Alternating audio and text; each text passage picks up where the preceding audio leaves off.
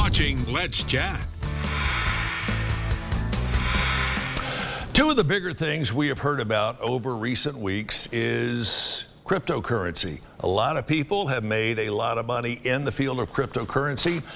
A lot of people have lost even bigger amounts. That and student loan forgiveness. Who winds up paying for this? Our money man, Chris Hopkins, joining us, talking more about that. Chris, good to see you as always. Good morning, Chip. You realize, of course, you are not making out of this building with that necktie.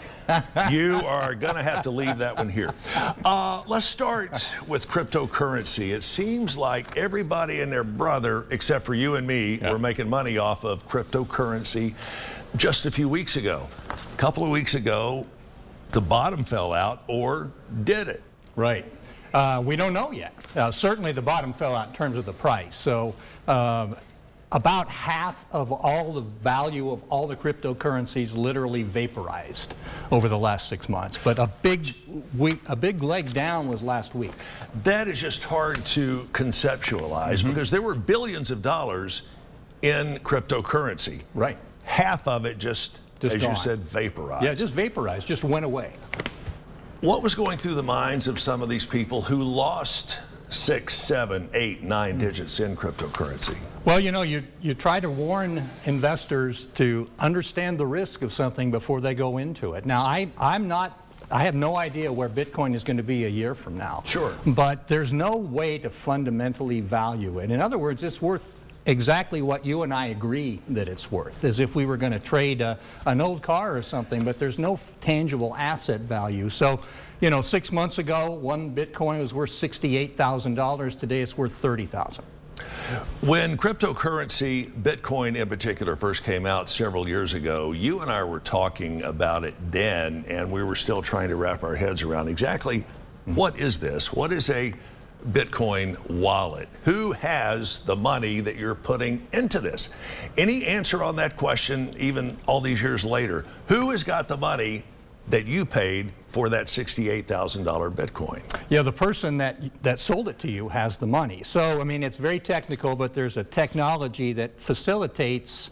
It's basically like an electronic swap meet. You've got a Bitcoin, I want to buy it from you, and the blockchain technology behind facilitates that transaction. And the advantage of a cryptocurrency is that we don't need a bank to do that. You and I can do that directly via this blockchain. So what's really interesting about this is eventually the U.S. government will have its own version of a cryptocurrency, an electronic currency. The question is, why do you really need a Bitcoin or Ethereum or any of the other 18,000 different cryptocurrencies once you have one that's backed by the full faith and credit of the U.S. government? We just don't know the answer yet.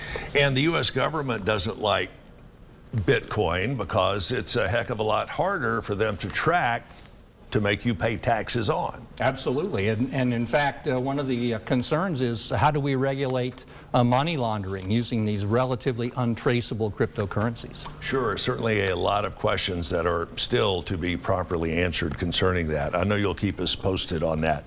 All right, now let's talk about student loan forgiveness, another thing that has really made a lot of news over the past year.